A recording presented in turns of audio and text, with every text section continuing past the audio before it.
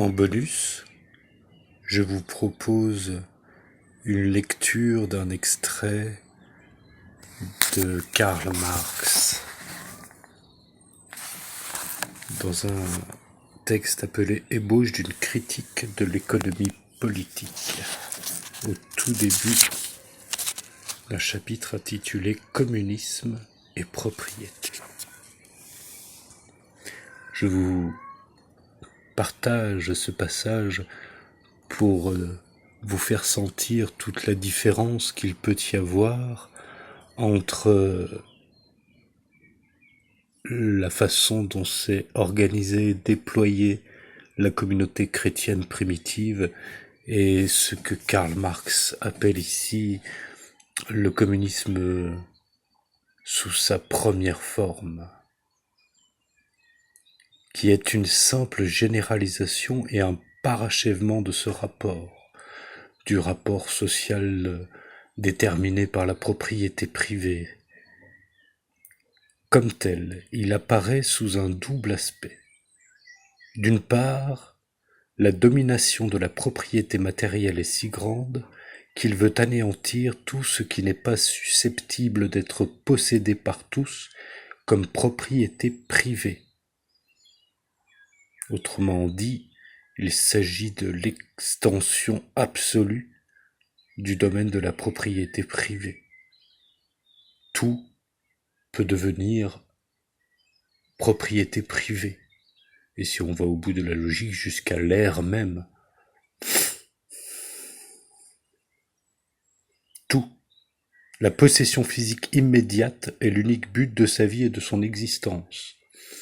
Alors c'est un communisme qu'il va qualifier lui-même de vulgaire, évidemment, mais remarquons les progrès de notre civilisation en regard de ce texte.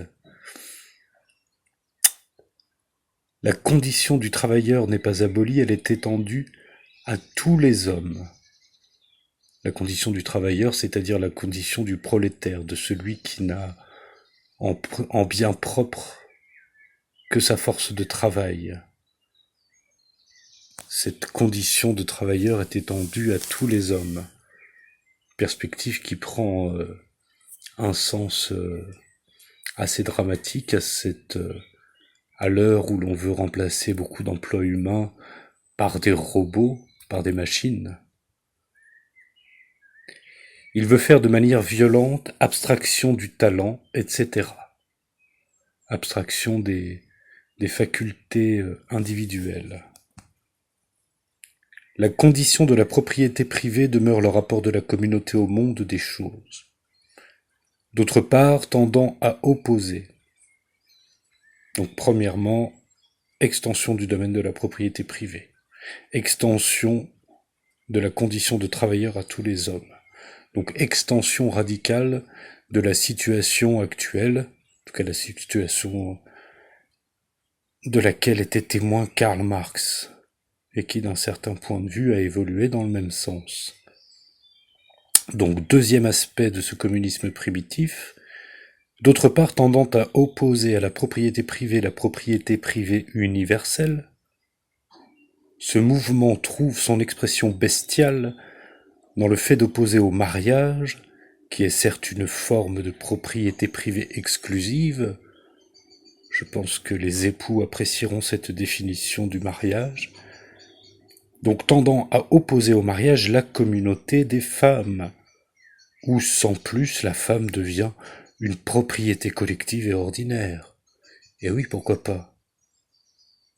Cette idée de la communauté des femmes constitue, à n'en pas douter, le secret révélé d'un communisme qui est encore tout vulgarité et instinct.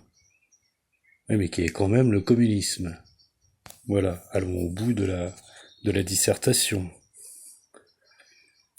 De même que la femme passe du mariage à la prostitution universelle, de même tout l'univers de la richesse, c'est-à-dire la nature objective de l'homme, passe de son mariage exclusif avec le propriétaire privé à l'état de la prostitution universelle avec la communauté. Voilà, nous apprécierons les prémices moraux, les prémices morales de ce communisme dont nous parle Karl Marx ici. La prostitution universelle avec la communauté, en niant partout la personnalité de l'homme. J'arrête ici l'extrait, en niant partout la personnalité de l'homme. Donc voilà, nous pouvons voir ici la différence radicale entre le communisme d'un point de vue marxiste et la communauté chrétienne primitive, l'Église de notre Seigneur Jésus-Christ.